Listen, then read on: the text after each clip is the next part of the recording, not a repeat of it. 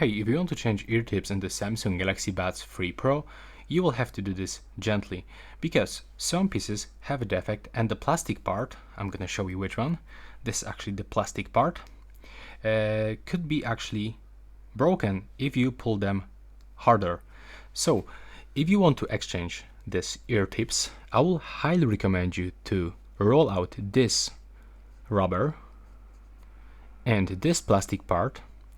I wouldn't even touch it. I will actually grab it right here with this part and then gently take it off, like this. Don't try to squeeze it like really hard with your fingers, because you are gonna break this part.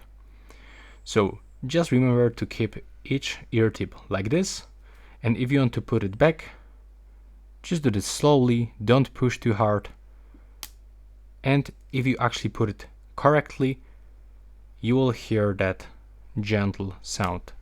I'm gonna put it a little bit closer to the microphone to show you how it sounds when you properly actually put them on.